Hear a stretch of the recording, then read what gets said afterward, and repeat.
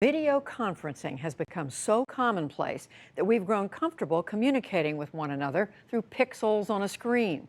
That comfort, combined with rapid advances in health monitoring technology, is fueling a new boom in telemedicine. Teladoc, a big player in providing video and telephone medical consults, had an extremely successful launch. When it went public on the stock market earlier this month, it raised more than $270 million on the first day. As Hari Srinivasan explains, telemedicine is beginning to transform the way we experience the medical system. It is the latest in our Breakthrough series on invention and innovation.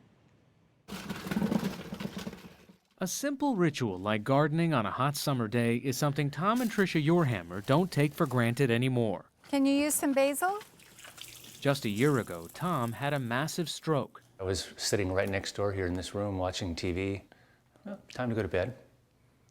So I got up and walked up the stairs, and I didn't make it. I collapsed short of the bed. The paramedics took Tom, who was paralyzed on his left side, to nearby Mercy General Hospital in Sacramento. With blood seeping into his skull, creating enormous pressure on his brain, time was of the essence. That's when a telestroke robot was deployed to the ER. Pretty soon this machine came toward me, and in the screen appeared a doctor. And he said, "Good evening, my name is Dr. Nee. I'm a neurologist and I'm here to examine your husband." And lo and behold, that robot turned around, went around the bed to the other side and started examining Tom. It was remarkable. Dr. Nee was also able to remotely access CT scans and other vital data needed to quickly determine Tom's surgical needs. Mercy is one of 43 Dignity Health hospitals in the West using the telestroke robot, and there are others in use all over the U.S. All right, so it seems like you have a left-sided weakness. We got a demonstration from Dr. Assad Chowdhury, he's the one on the screen, and nurse Eleanor Vigilante.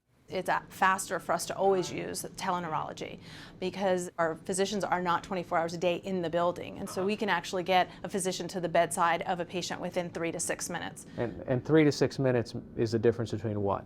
Every minute that we waste is potentially more brain function that's lost. Do the same thing with your left hand if you can. Stroke is the leading cause of serious long-term disability in the United States. Just breathe regular. Widespread use of telemedicine for stroke care is improving patient outcomes. Okay, doctor, you can come out in. Hoping to build on its success in hospitals, the telehealth industry is now focused on bringing more basic healthcare services directly to patients wherever they may be.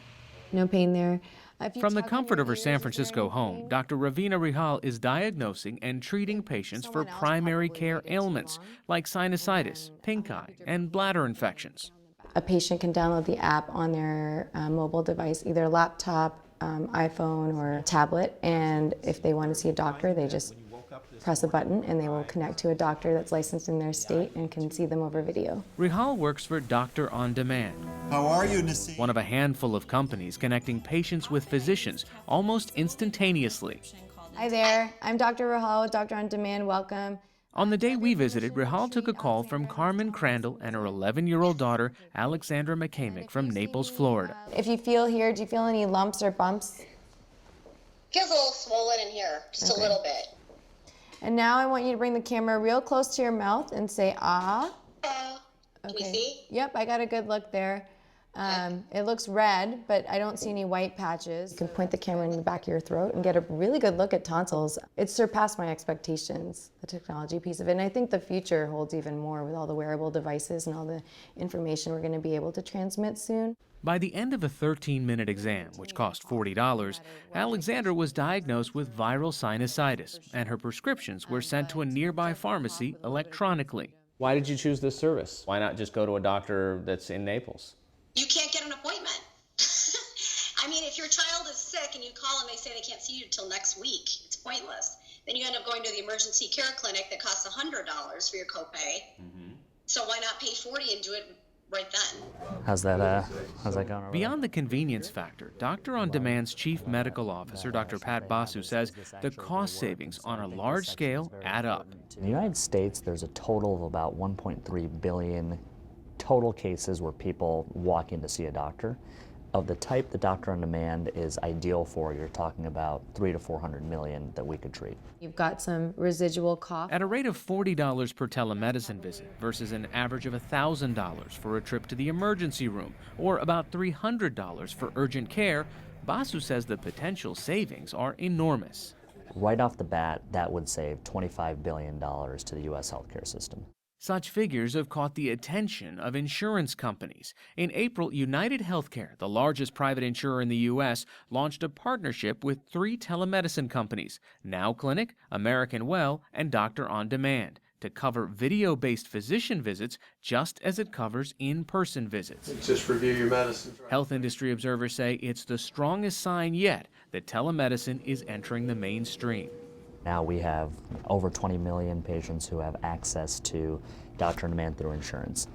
On the government side, Medicaid and Medicare, that progression has still not fully occurred, but we are in conversations with state Medicaid agencies and national Medicare to cover this. I'm going to tap on the tendon. Dr. Abraham Verghese, vice chair of Stanford School of Medicine, applauds the efficiencies and cost-saving telemedicine will bring, but he's concerned about preserving the doctor-patient relationship. A very important, I would say, ministerial function of being a physician is to be attentive, is to be present, is to listen to that story, is to locate the symptoms on the person of that patient, not on some screen, not on some lab result, but on them. Do you ever feel like that you're missing something by not being able to touch the patient? No. If I was taking care of heart failure and diabetes and things like that, I think I would feel really uncomfortable doing that over video. But the more common things that I'm taking care of, I feel good about what I'm doing, and I feel like I actually connect with the patients really well. Even though Doctor on Demand chooses not to allow its home-based doctors to treat serious illnesses, outdated regulations don't necessarily prevent them from doing that. Verghese says the industry needs some clear national guidelines. I have no doubt that we're going to learn a lot more about the blessings and pitfalls of telemedicine as more and more people start to do it.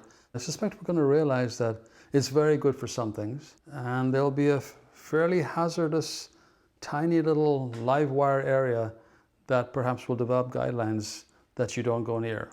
National regulation won't be easy, as all 50 states have their own unique laws governing the practice of telemedicine.